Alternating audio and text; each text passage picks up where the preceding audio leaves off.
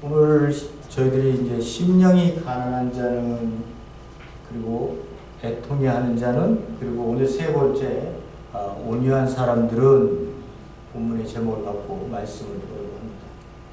마태복음 5장 5절이고요. 저희들이 한번 말씀을 한번 같이 봉독해 보도록 하겠습니다. 온유한 자는 복이 있나니 그들이 땅을 기업으로 받을 것이요. 그 다음에요. 복되어라 온유한 사람들, 그들은 땅을 상속받으리니. 세 번째 거요. Blessed are the meek, for they will inherit the earth. 이 세 가지 중 여러분들은 마음에 드는 해석이 어떤 겁니까? 첫 번째는 우리가 굉장히 잘하는 거죠. 두 번째 해석이 조금 제 마음에 와닿아서 제가 이렇게 적어봤는데, 캐톨릭에서 번역한 겁니다. 공동 번역도 저희들과 한번 했었긴 했었지만 안 좋아서 좀 이렇게 또 헤어졌고, 근데 제가 어떻게 신학교 때 그분들이 200주년을 맞이해서 성경 해석을 계속 다 해놨더라고요. 그래서 한번 어떻게 이분들은 해석을 해놨을까 그랬더니 복되어라 이렇게 딱 얘기가 나옵니다. 맨 처음에 마카리오스라고 하는 단어가 맨 처음에 나오거든요. 그래서 이 본문을 딱 읽으니까 이 마음이 이 해석이 마음에 더 잘 드네 라고 생각이 들어서 제가 두 번째 한번 넣어놨습니다. 자, 오늘 우리가 보는 그 팔복 구절 중에 지금 세 번째잖아요. 그죠? 이제 세 번째니 언제 재임까지 가야 될지, 참 거기까지 가야 될지 한참 가야 될 것 같은데, 어쨌든 저희들이 오늘 세 번째 온유한 자는 땅을 기업으로 받을 것이다. 이 복된 자들이, 그 온유한 자들이죠. 온유한 자들이 땅을 기업으로 받을 것이다 라고 하는 의미가 어떤 의미인지 우리가 구약 속에서는 어떻게 얘기를 하고 있고, 그리고 그때 당시의 제자들은 그걸 어떻게 받아들였고, 오늘날 우리는 그걸 어떻게 또 적용시켜야 하는가라고 하는 이 세 파트로 이렇게 해서 오늘 본문의 말씀을 나누려고 합니다. 여러분들과 함께 말씀을 나눌 때 굉장히 많은 이야기들을 많이 하죠. 많은 말씀을 이렇게 던집니다. 제가 그렇게 말씀 자꾸 던지는 이유는 여러분들이 그냥 말씀을 듣고 그냥 잊어버리고 그냥 이렇게 하루의 삶을 또 살아가는 그런 것보다는 제가 좀 더 이렇게 의미 있는 얘기들을 여러분들께 던져줘서 생각하게 만들고 또 내 자신도 돌아볼 수 있게 만들고 하는 의미들을 갖게 하기 위해서 제가 여러 가지 얘기들을 막 던지는 겁니다. 그래서 여러분들이 제가 설교는 잘 명설교로 잘하지는 못합니다만, 어쨌든 여러분들이 송 목사가 이렇게 던지는 이 이야기들이 나에게, 그리고 이 시대에, 그리고 우리 교회에 어떻게 적용이 되고 이렇게 모습이 변하고 있는지를 여러분들이 한번 돌아봐 줬으면 좋겠다는 생각으로 제가 얘기를 던지는 겁니다. 오늘도 또 많은 얘기를 던질 텐데 여러분들이 다 이쪽으로 들어가 저쪽으로 버리지 마시고 딱 한 번 더 함께 고민할 수 있는 시간을 또 갖도록 한번 해보도록 하겠습니다. 제가 계속 얘기하는 게 하나님의 나라죠. 이 하나님의 나라는 예수님의 전생에 돌아가시기 전까지 예수 그리스도의 십자가에 그가 우리 죄를 위해서 대신 죽음의 자리에 들어서서 부활해서 승천해서 아버지 옆에 오른쪽에 앉는다. 그때까지의 그 모든 과정들이 하나님의 나라라고 하는 그 예수님의 가르침 속에 모두 이게 포함되어 있는 겁니다. 그러니까 우리의 구원이라고 하는 게요, 하나님의 나라가 이 땅에 임하지 않았다면 우리 구원이라는 것을 설명을 할 수가 없어요. 그러니까 우리는 간단하게 예수 그리스도께서 나를 위해서 십자가에 죽었고, 그래서 내가 그 십자가의 길에 내가 믿음을 통해서 내가 구원을 얻었구나 라고 하는 것을, 그게 틀린 말은 아니죠. 그렇지만 너무 작은 의미로 협소하게 그 의미를 파악하고 있는 거예요. 그거보다는 훨씬 더 광범위한 하나님의 뜻이 있어요. 그러니까 하나님의 뜻은 이 땅에 하나님의 나라가 시작되어서 그 나라에 들어오는 백성들이 구원을 얻게 되는 거예요. 그러니까 이 하나님 나라가 오지를 않았다면 어떻게 해요? 우리 구원이라는 것도 우리가 짧게 예수 그리스도만 믿으면 구원을 얻고 뭐 천당 지옥 불신 예수 천당 불신 지옥 이렇게 편말을 다니면서 우리를 협박하는 사람들인데 이건 너무 단순하고 너무 협소하고 그 말씀으로 우리를 협박하는 것밖에 안 돼요. 근데 예수님께서 실제적으로 얘기하시려고 하는 거는 하나님의 나라가 이 땅에 새로운 시대를 이 땅의 질서로 왔기 때문에 이 땅 위에 시작되어진 이 나라에 들어오는 백성들 그들을 보고 그래서 들어와서 아버지를 왕으로 당신이 통치하시면 당신의 말씀이 진리이기 때문에 저는 당신의 말씀대로 살기를 원합니다라고 이 삶을 살아가는 사람들을 보고 구원을 얻은 사람들이라고 이렇게 얘기를 하는 거예요.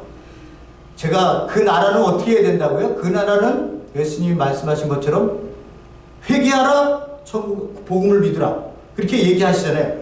그러니까 죄의 문제를 해결하지 않고는 들어갈 수 없는 나라예요. 왜? 이 나라는 너무나 깨끗한 나라이기 때문에 하나님께 다스리는 나라이기 때문에 죄의 문제를 해결하지 않으면 안 되는 거예요. 그래서 예수 그리스도께서 십자가의 죽음을 통해서 그 죄를 단번에 모두 깨버리시는 거예요. 그래서 이제 우리에게 그 길을 내신 거죠. 하나님의 나라 안에 들어가면 죄의 문제에 대해서는 너희들이 결코 정죄하는 일은 없을 거야. 네가 죄를 진다 하더라도 아버지이기 때문에 너를 품을 거야. 그러나 네가 죄를 지면 네가 죄 때문에 너 아프다. 그 아픔을 네가 느껴야 되는 거야. 내가 그 죽음을 내 아들을 통해서 줬기 때문에 네가 그 죄라고 하는 것을 지을 때마다 너는 아픔을 통해서 아버지가 뭘 원하는지 아버지의 마음을 너는 이해해야 되는 거야. 라고 하는 식으로 우리의 삶이 그 신앙생활이 이루어지는 거지. 교리적으로 내가 예수를 믿었어. 그러니까 나 구원받아. 이런 식으로는 가지 안 되는 거예요. 그러니까 아버지와 아들의 관계는 내가 육신의 아버지의 우리가 가정을 갖잖아요. 아버지 계시고 아들도 있잖아요. 자녀들이 있고. 그 관계가 거기 한 가족이 있는데 아들이 맨날 같이 아버지는 나를 호적에 올려놨지. 맨날 그 주민등록등본이나 호적등본 보면서 아버지 나의 아버지. 그러니까 나는 항상 아버지. 이렇게 사는 게 아니잖아요. 아버지하고 어떨 때는 싸움이 일어날 수도 있는 거고 아버지하고 좋아서 밥 같이 먹으러 갈 수도 있는 거고 아버지의 인생을 아들게 가고 눈물을 흘릴 때도 있고 이렇게 여러 가지 그 삶의 과정이 아버지의 관계가 육신의 우리들도 알고 있는 것처럼 하나님 나라 안에 들어온 사람들은 지계적으로 교리적으로 성경에서 얘기하는 것을 딱 뽑아다가 얘기하고 이렇게 해서 구원을 받다 이런 식으로 얘기하는 게 하는 게 아니라 하루를 살아도 아버지와 함께 살았기 때문에 내게 남는 신앙의 흔적들이 있다는 거예요. 아버지가 나를 향해서 던지는 말씀이 있다는 거예요. 그런 것들을 기억하셔서 삶이라고 하는 건 부딪히며 사는 거지. 거기에 희로애락이 다 있는 거지. 아버지가 이걸 다 맛보게 하시는 거지. 이 신앙생활의 구원이 이렇게 가는 거예요. 그래서 뭐라 그래요? 하나님 나라는 이미 임했지만 아직 완성이 되지 않았기 때문에 우리의 구원이라는 것도 이미 하나님 안에서 내가 구원을 얻었다고 얘기하지만 완성을 향해서 가고 있는 거예요. 그래서 사도 바울은 두렵고 떨리고 너희들 구원을 이루어라. 이렇게 해서 지금 구원의 과정을 우리가 걸어가고 있는 거예요. 그래서 예수 그리스도께서 재림하시는 그날 피니시 되는 거죠. 모든 것이 끝나는 날이에요. 그래서 우리 구원도 그때 이 미래에 얘기하는 이런 모든 것들이 이 지금 뭐 땅을 기업으로 받는다, 배부를 것이다, 긍휼히 여김을 받을 것이다, 하나님을 볼 것이다, 하나님의 아들이라 불릴 것이다. 이 단어, 그 미래 시제로 쓰여진 이 모든 것들이 결국은 우리가 마지막 완성 때 우리에게 주어질 그러한 것으로 우리에게 복된 사람으로 우리를 인정해 주시는 그러한 것으로 우리에게 주어지고 있는 거예요. 그러니까 구원에 대한 이야기를 오해하지 마시고 하나님의 나라가 이 땅 위에서 어떻게 저희들이 보겠습니다만은 어떻게 세상과 다른 원리로 살아가고 있는가 이런 것들을 여러분들이 꼭 명심하시면서 저하고 말씀을 한번 나눠볼 수 있기를 바랍니다. 그러니까 하나님의 나라는요 이 세상 속에 예수 그리스도께서 내놓으신 대안이에요. 새로운 삶의 대안인 거예요. 이 단 한 가지의 길이었었던 이 세상 삶의 길, 이 죽음의 길, 이 고통의 길, 그 누구도 나를 위로하지 않고 서바이벌 하기 위해서, 생존하기 위해서 살았어요. 생존하기 위해서. 근데 새로운 길에 하나님 나라의 그 길은 생존하기 위해서 사는 게 아니라 아버지께서 만들어주신 세상 안에서 누리기 위해서, 우리가 그 행복을 누리기 위해서, 너는 나를 통해 누리고 나는 너를 통해서 누릴 수 있는 우리라고 하는 공동체에서 우리가 누리기 위해서 아버지께서는 이 땅에 새로운 길을 내신 거예요. 서바이버의 길은 피가 터지는, 피 튀기는 전쟁, 투쟁이 있을 거지만 이 아버지 나라 안에 들어온 백성들의 길은 그들의 중심 원리가 사랑이기 때문에, 아버지가 사랑이시니까 사랑의 원리로 그들이 살아가는 이 새로운 세상을 이 세상에 드러나게 되는, 막 보여주기 위해서 교회가 막 움직이는 게 아니라 삶이 그렇게 아버지 안에 살다 보니까 그 아름다운 것들이 세상에 드러나져서 세상 사람들이 보고, 아, 저기 하나님이 계신가 보다. 이렇게 생각되어지는 이 세상에 남겨있는 기관이 이 교회라고 하는 아버지가 만드신 이 교회인 거예요. 이 교회가 얼마나 그러니까 귀한 일을 하고 있는 거예요. 이 세상에 하지 못하는 일을 하고 있는 거예요. 생명이 무언지를 가르쳐주고 있는 거예요. 그러니까 그 길을 가본 적이 없으니까 예수님께서 오셔서 계속 하나님의 나라는 가시기 전까지 그 얘기만 하셨다 가시는 거예요. 가장 두려운 게 뭐예요? 예배당도 있고 성도님들도 이렇게 다 모여 있어요. 기도도 해요. 찬송도 해요. 목사가 나와서 설교도 해요. 그런데 촛대가 옮겨졌어. 그것만큼 두려운 게 없어요. 두려운 게 어디 있어요? 하나님 없는 교회. 이게 정말 우리가 두려워해야 될 거 아니에요. 그죠? 그 하나님이 없는데 우리끼리만 예배드려. 성령님이 안 계신데 우리끼리만 예배드려. 인간의 소리만 남말. 목회자가 아무리 설교를 잘한다 하더라도 관계없는 거야. 촛대를 옮기시겠다고 얘기하잖아요. 그 계시록에 그 교회들 있잖아요. 내가 촛대를 너희 교회에서 옮겨버리겠다. 네가 처음 것을 잃어버려. 뭘 잃어버렸어요? 사랑을 잃어버린 거 아니에요. 제자들은 예수 그리스도를 따른다고 한 그것 때문에 이 땅에서 고난과 핍박 그리고 최후의 그 끔찍한 순교까지 당했습니다. 그들이 흘린 피는요, 모든 것의 빼앗김이었어요. 그 흘린 핏방울이 오늘 2024년 이 시간까지 흐른 거예요. 오늘날 우리는 예수 그리스도를 믿는다는 거로 세상에 무엇을 빼앗기고 살고 있습니까? 아니면 교회는 세상의 것들을 빼앗았다고 성공 스토리 간증을 하면서 할렐루야 아멘을 외치면서 하나님께 영광을 돌리고 있는 건 아닙니까? 여러분들은 어떻게 생각하세요? 그래서 저에게는 교회는 소중하죠. 이렇게 귀한 곳이 어디 있어요? 그렇지만 안타까운 모습으로 변해가는 것에 사실 저는 슬픕니다. 그래도 누군가는 외쳐야 되잖아요. 여러분들이라도 외쳐야 되는 거 아니에요? 그죠?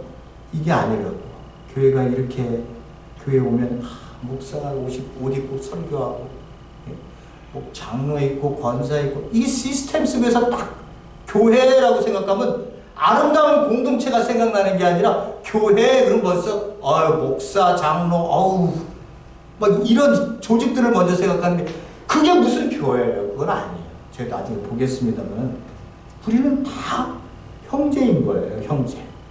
자, 오늘 세 번째 온유한 자와 땅에 관한 이야기를 내가 여러분들과 말씀을 나누려고 합니다.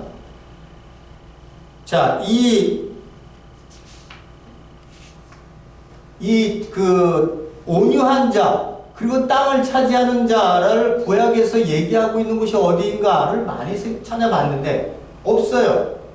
근데 딱 봤더니 시편 37장 1절에서 11절 봤더니 맨 마지막 보세요.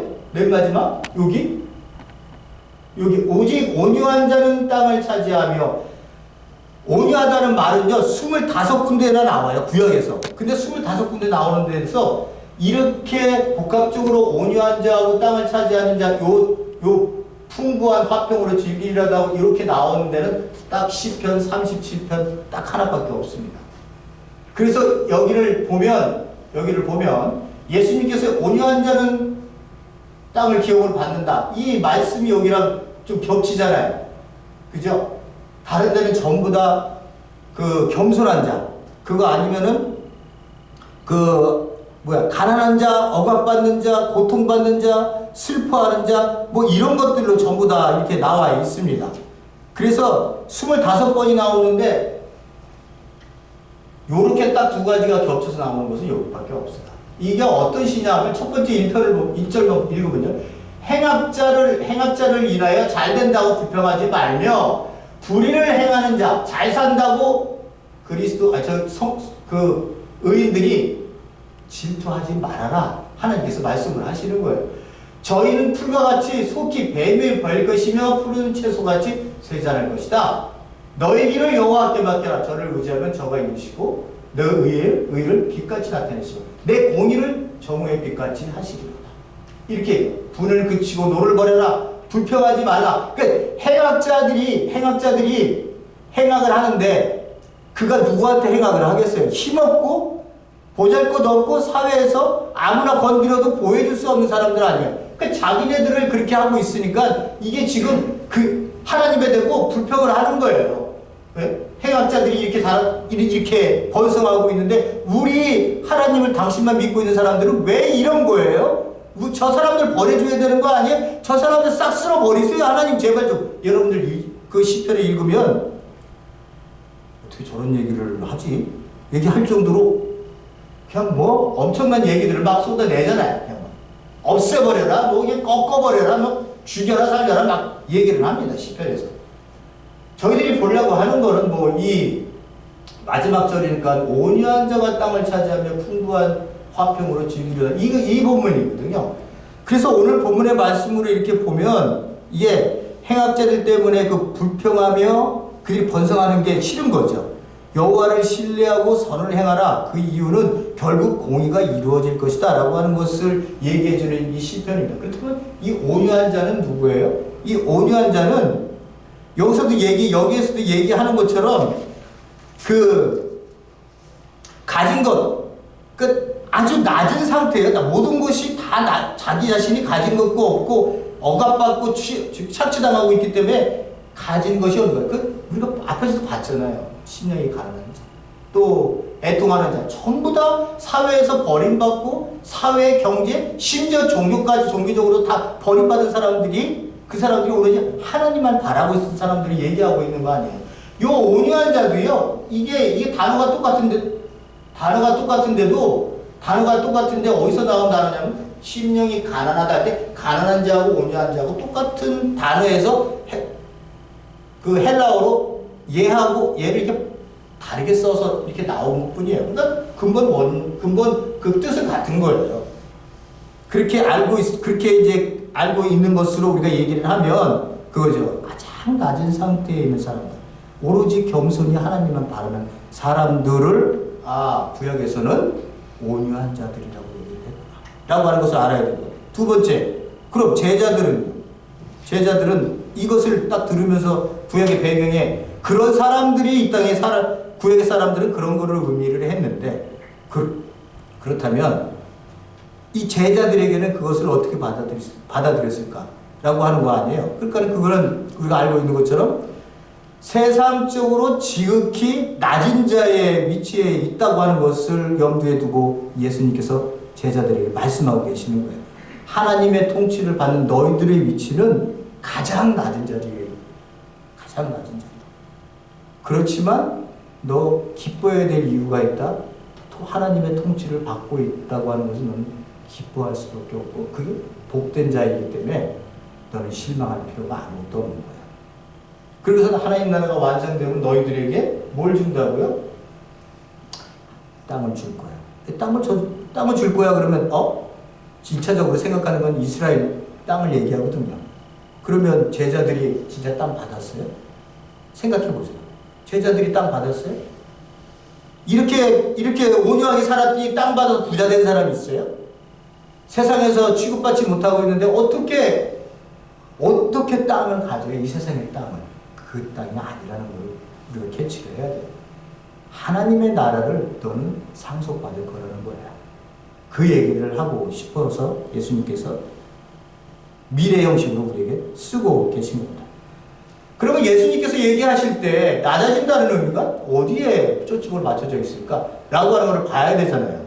그분이 말씀하신 것들 많은 것들 중에 낮아진다 라고 하는 것을 우리가 봤을 때 마태복음 18장 1절에서 5절은 우리에게 우리 제자들이 이 땅에서 살면서 어떻게 살아야 되는지에 대한 그 낮아짐이 뭔지를 얘기를 하고 있습니다. 자, 보세요. 그때 제자들이 예수께 다가와서 하늘나라에서는 누가 가장 큰 사람입니까? 제자들의 사고의식 속에는 아직도 그 많은 제국들이 자기 나라를 겹쳐가면서 자기네들은 짓밟고 쳐다보면서 저희들 살려주세요 라고 했었던 이러한 높고 낮음의 의식 속에서 그들이 박혀 있었던 상황이었었고요. 하나님의 나라라고 하는 의식조차도 그들은 어떻게 생각했어요? 민족적 왕이 와서 우리를 구해 줄 위대한 분으로 생각하시고 거기에 세상 사람들이 무릎을 꿇는 것으로 그들이 기리고 있었던 그 하나님의 나라였거든요. 메시아가 오시면 그렇게 하시겠다고 생각한 거예요. 그러니까 이 하늘나라에서 제자들은 아직도 그 개념에서 깨어나지를 못하고 있는 거예요. 그러니까 누가 큰 사람이냐 이렇게 자기들끼리 얘기를 하고 있었던 거예요. 디베이트를 하고 있었던 거예요. 이게 바로 우리가 얘기하는 이 세상적 질서 방식에 대한 질문이에요. 어떤 코미디에 개그맨이 나와서 하는 말이에요. 1등만 기억하는 더러운 세상. 그 얘기를 하더라고요. TV에서. 저 깜짝 놀랐는데 저 센 말을 저렇게 하지? 근데 그 말이 엄청 마음에 와 닿았어요. 예, 이 세상은요 1등만 기억해요. 이 사고의식, 세상적 질서 사고 방식입니다. 1등 외에는 1등은 성공한 사람이에요. 그리고 맨 공중에 있는 사람은 실패한 사람이에요. 이 세상은 그렇게 규정을 하고 있습니다. 제자들도 지금 누가 크냐, 크다 작다를 생각하고 있다는 건 벌써 이 세상 하나님 나라에 대한 오해도 있지만 벌써 사고방식이 아직 예수님께서 의도하신 것을 전혀 깨닫지 못한 거예요. 그래서 예수님께서 어떻게 해요? 어린아이 하나를 불러서 그들 가운데 세우고 말씀하셨다. 내가 진정으로 너에게 말한다. 아멘! 아멘으로 내가 여기 얘기하는데 너희가 돌이켜서 마음을 돌이켜서 어린아이들과 같이 되지 않으면 절대로 여기 헬라어를 두 번이나 no, not 이렇게 쓰여 있습니다. 그러니까 여기는 절대로 이렇게 해석을 한 거죠. 절대로 너 하나님 나라에 못 들어가. 어린아이와 같지 않아. 그리고서 뭐라고 말씀하세요? 누구든지 이 어린아이 같이 자기를 낮추는 사람이 하늘나라에서 가장 큰 사람입니다. 그때 당시에 아이들이라고 하는 것은요. 그때 당시에 그 아이들이라고 하는 것은 유대사에서 어린이들은 아무 중요성을 갖지 못했다고 그래요. 어른들에게만 복종해야 될 뿐이고 어떤 높임의 자리의 대상도 되지 못했다고 얘기를 합니다. 그러니까 여기서 얘기하려는 것은 어린아이처럼 마음이 그렇게 돼야 돼. 착해야 돼. 어린아이들 보면 그게 왜 악동들이 이렇게 많아요? 그냥 우리 가게에 몸부림치면서 떼쓰고 애니까 그렇죠. 그걸 본받으라는 얘기는 아닐 거예요. 보편적인 얘기를 한다 하더라도 그런 얘기일까라고 생각되지 않고요. 자기를 낮추는 사람이 하나님 나라에서는 큰 사람이다. 이렇게 얘기를 하고 있습니다. 이게 또 하늘 나라 안에서 하나님의 통찰에서 크다 얘기했더니 거기도 1등이도 3등, 4등이 있나 이런 의미 아닙니다. 나중에 이제 저희들이 뒤에 가면 이제 다 보게 되겠습니다만 이 자기를 낮추는 사람이 하늘나라에서 큰 사람이다. 누구든지 내 이름으로 이런 어린아이를 영접하면 나를 영접하는 것이다. 이렇게 자기를 낮추는 것.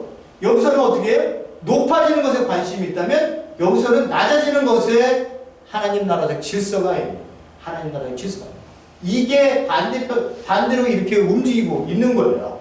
세상 사람들은 1등하기 위해서 살지만 그리스도인들은 1등하기 위해서 살지 않습니다. 내 삶을 누리기 위해서 나에게 주어진 재능을 그 자리가 1등이 되든 꼴등이 되든 그거와 관심 없이 자기가 부르신 그 자리에서 하나님의 사명을 감당하는 자들이 그리스도인들인 거예요. 그 하나님 나라적 질서를 우리가 봐야 되는 거예요. 세상적 질서하고는 다르다라고 하는 것을 얘기하는 거예요. 마태복음 23장 1절에서 12절에 보면요. 보세요. 서기관하고 바리새인들이 모세의 자리에 앉았다. 말만 하고 행치 않는다. 무거운 짐을 지운다.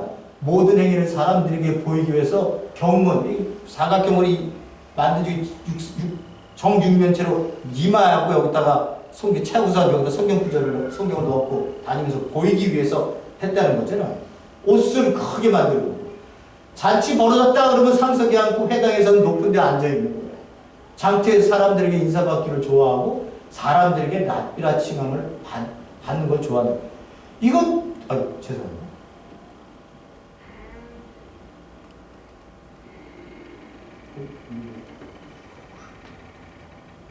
이게 다 우리가 좋아하는 거 아니에요, 이게. 그죠? 이게 세상적 방식인 거예요, 이게 세상적 방식. 우리 세상 사람들이 나가면 저 사람이 어떤 사람일까부터 진단을 하잖아요. 제가 맨날 얘기는 합니다만 저 사람이 어떤 사람일까를 진단을 집이 얼마나 커? 뭐 100만 불짜리 집이야? 아니면 뭐 직장에서 그 사람이 가지고 있는 지위를 얘기한다든지 뭐 그런 거 얘기하면서 그 사람을 매니저 하잖아요. 그죠? 재단을 우리가 딱 얘기잖아요. 아, 저 사람은 성공한 사람이야. 라고 생각하고 벌써 그 사람을 대하고 세상에서 살아가는 사람들은 어떻게 해요? 세상적 삶의 방식으로 살아가는 사람들인 거예요.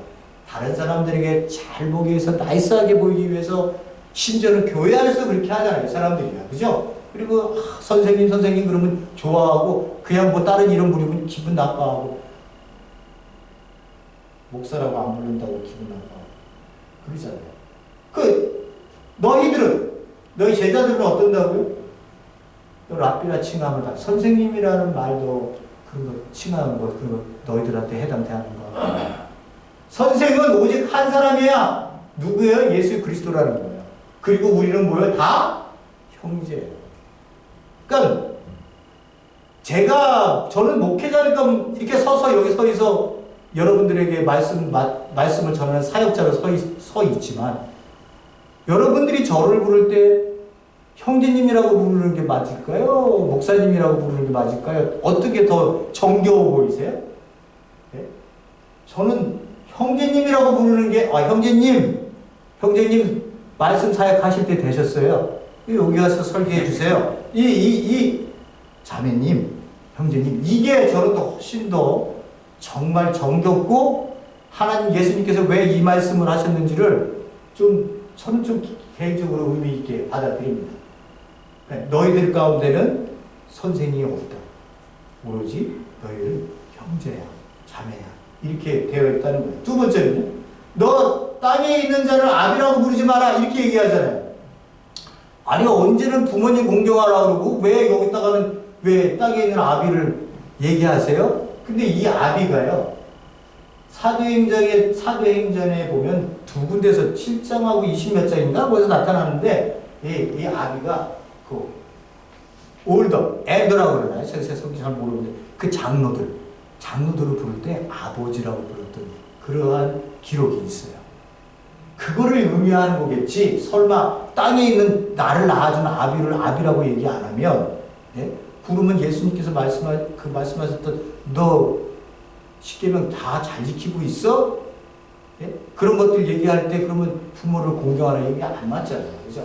그러니까 그런 의미는 맞지만 여기서 땅에 있는 자를 아비라고 부르지 마라. 그 장로들의 파워들이 또 있었거든요. 그들을 땅에 있는 자를 아버지라고 부르지 마. 너희 아버지는 하늘에 계신 너희 아버지. 하늘 나라에 계신, 천국에 계신, 하나님 나라에 계신 아버지가 아니라요. 그 나라는 이 땅에 임했고요, 이미. 하늘에 계신 아버지. 내가 가면 뵙게 될 그곳, 하늘. 그곳에 계신 아버지가 유일한 너희 아버지시다. 라고 얘기하는 거예요. 지도자라는 칭을 받지 마라. 우리 지도자라는 칭을 받기 위해서 얼마나 애를 써요? 너희 지도자는 오직 예수 그리스도. 너희 가운데 으뜸가는 사람은 너희를 섬기는 사람이 되어야 된다. 자기를 높이는 사람은 낮아지고 자기를 낮추는 사람은 높아질 것이다. 이게 하나님 나라적 사고방식입니다. 이게 보이십니까 여러분? 세상적 삶의 방식과 하나님 나라적 삶의 방식. 이것들이 우리가 눈에 보이기 시작하면요, 이 세상에 정 떨어져요. 왜 내가 회개를 해야 되는지를 알아요. 왜 내가 내가 헛살았구나. 허무한 삶을 살았구나. 내가 이거 살으려고 이 세상적 방식이 이런 거였어?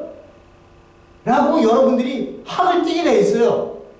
그리고 난 다음에 하나님의 나라의 말씀이 내 안에 들어와서 그게 나를 얼마나 편안하게 만드는지 몰라요. 그러지.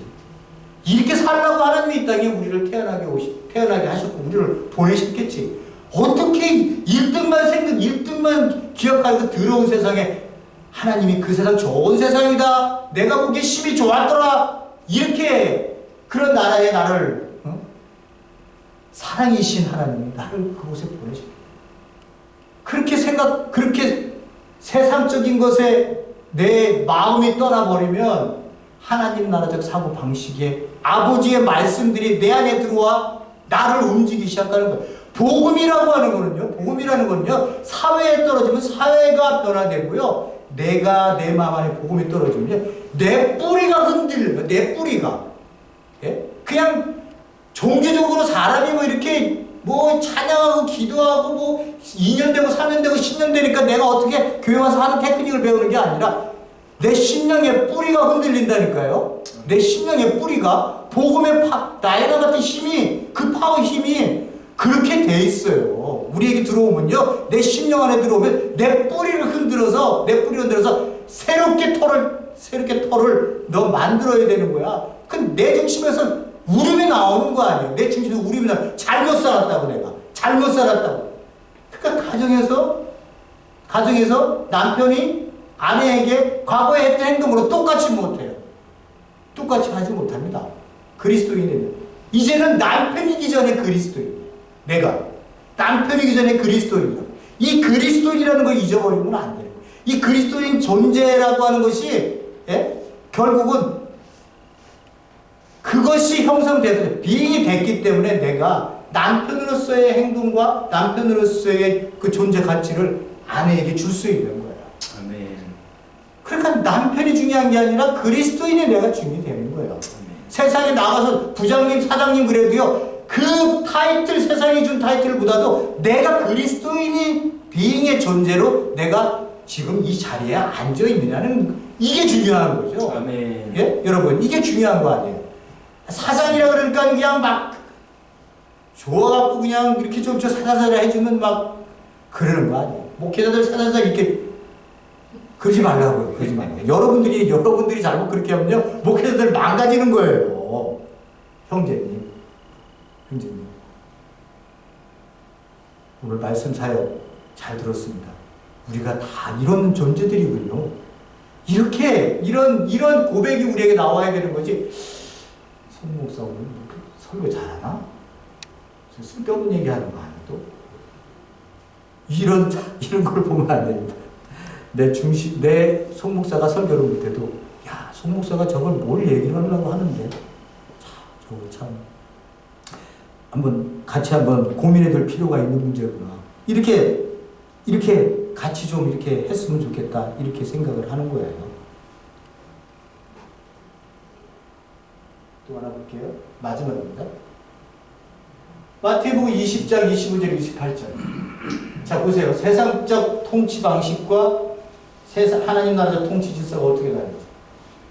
자, 보세요. 25절. 예수님께서 그들을 겉에 불러놓고 말씀하셨다. 너가 아는 대로 민족들을 통치하는 사람들은, 민족들을 통치한다는 게 뭐예요? 이게 벌써 제국의 중심이 들어가 있는 거죠. 그죠? 제국의 파워의 힘은, 황제들은, 민족들을 통치하는 사람들은 그들을 마구 짓누르고 지네 멋대로 팍스로만을 얘기하겠지만 사람들을 죽여가면서, 또 고관들도 세도를 부린다. 이게 세상적 통치 방법이에요. 모든 사람들이 여기에 무릎 꿇어요. 모든 사람들이 거기에 순응해요. 살아남기 위해서. 그죠? 서바이벌 하기 위해서. 그렇다고 그 사람들을 욕하지는 않지만, 그죠? 그 세상적 통치 질서에 예수님께서 이 땅에 내어놓으신 하나님 나라적 통치 질서가 있다는 거예요. 예? 그 통치 질서에 너희들이 들어와야 사는 거지, 거기에 살면 너희들은 죽는 거야. 라고 하는 거예요. 자, 무슨 26절에? 그러나 너희는 그렇게 해서는 안 된다. 이 사람들처럼 그렇게 살아서는 안 된다. 너희 사이에는 위대하고자 하는 사람은 누구든지 너희를 섬기는 사람이 되어야 되는 거야. 너희 가운데 으뜸이 되고 싶어? 너 종돼. 그 사람 종되는 거야. 그럼 너 으뜸이 되는 거다. 내가 이 땅에 왜 왔는지 알아? 인자. 이거 다니엘서 7장에 나오는 인자. 내가라고 안 하고 왜 인자라는 말을 썼다는 거 나중에 또 알게 되겠습니다. 너는 인자가 이 땅에, 내가 왜 이 땅에 왔는지 알아? 내가 너를 섬기러 온 거지. 내가 섬김을 받기 위해서 온 게 아니야. 그래서 내가 죽음을 통해 내가 많은 사람들을 살리기 위해서 내가 이 땅에 온 거야. 그러니까 세상 사람들이 그렇게 통치하더라도 너희들 형제들은 그렇게 해서는 안 돼. 내가 시작한 이 하나님의 나라는, 하나님의 통치 질서는, 제자도라고 하는 것은 세상이 얘기하는 것과는 정반대다? 라고 하는 것을 예수님께서 얘기를 하시는 거예요.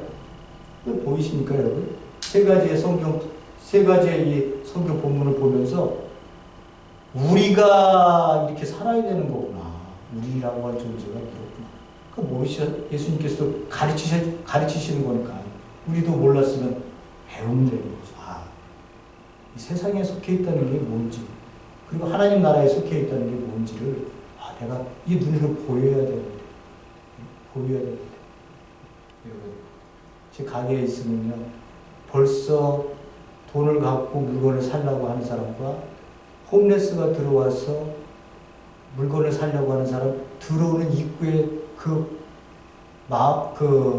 보여지는 그 모습부터 달라서.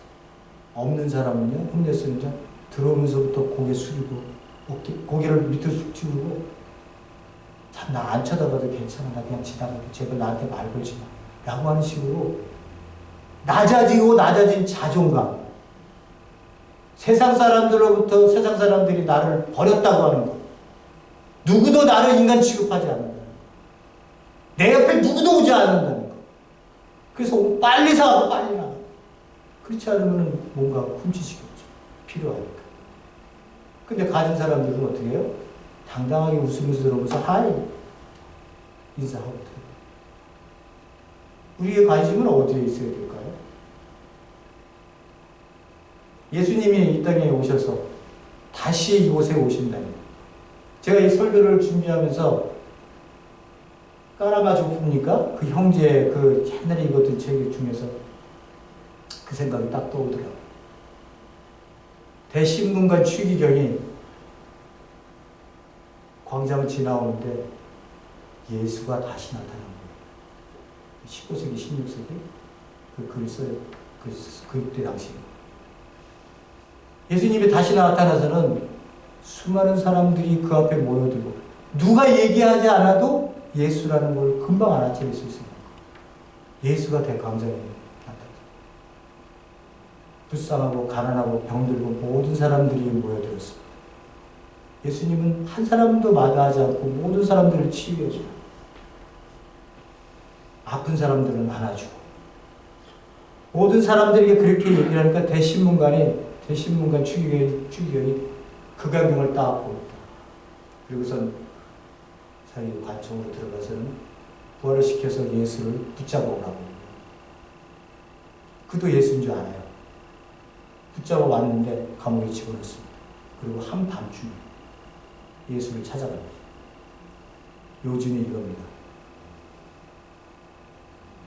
우리가 1000년이 넘도록 캐톨릭이라고 하는 이 조직체가 얼마나 많은 교회를 만들고 이 세상에서 당신을 선전하고 당신을 따르겠다고 조직이 이렇게 딱 잘 되어져 있는데 당신이 왜 또 나타난 거야? 당신 왜 또 나타나서 세상 사람들을 혼돈하게 만드는 거야? 당시 제가 그 얘기를 딱 들으면서요, 그 얘기 생각을 했습니다. 우리가 만든 이 조직체, 이 교회라고 하는 이 조직체가 예수 죽이겠구나. 충분히 그러고도 남겠구나. 제가 생각해보니까 이거 대신문관 그 마음을 이해하겠더라고요. 제가 그 마음을 갖고 있어서 그런지는 모르겠지만, 야, 예수가 온다면 다른 사람들에 의해서 죽는 게 아니라 교회가 죽이야. 교회가 예수님이 오셔서 그렇게 해버리면요, 지금까지 1000년 동안 쌓아온 캐톨릭의 모든 체제가 다 무너져야 되는 거예요.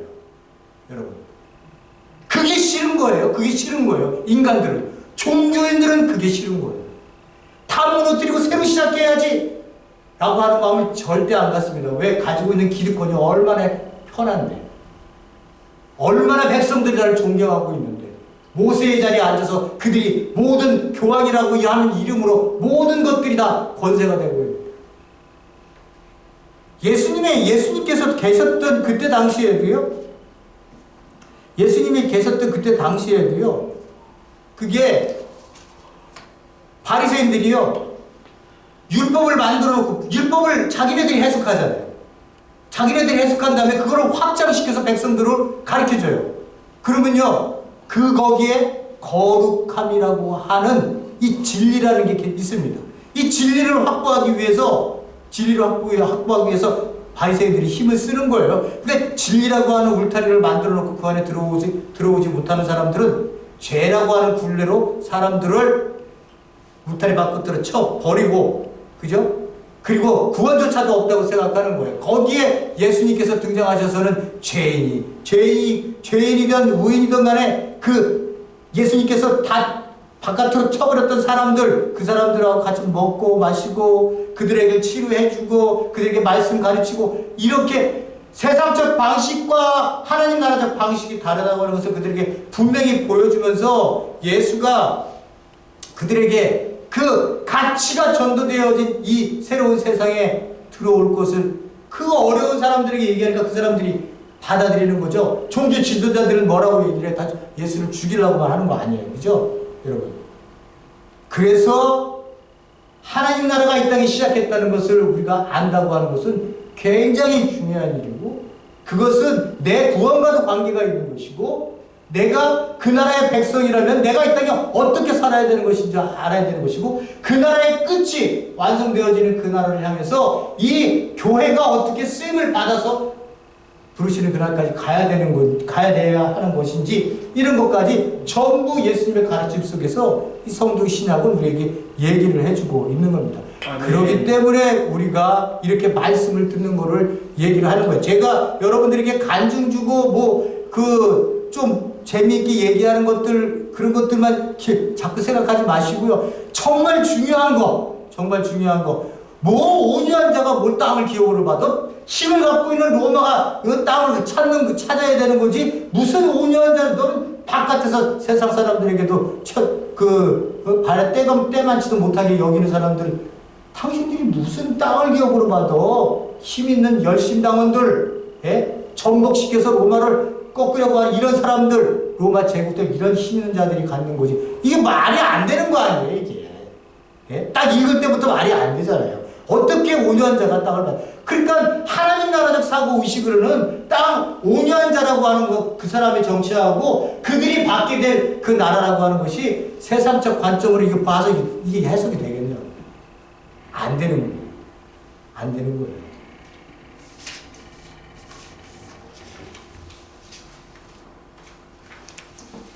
다 끝났습니다.